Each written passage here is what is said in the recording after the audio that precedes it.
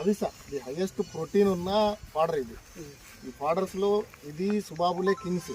కాబట్టి సుబాబుల్ will take long time. అవిసా అనేది షార్ట్ పీరియడ్లో 3 months నుంచి మనకి కటింగ్ రెడీ అయిపోతుంది. ఇప్పుడు చూడండి, ఇది దాదాపు 3 months ఏజ్, ఇంత హైట్ పోయింది.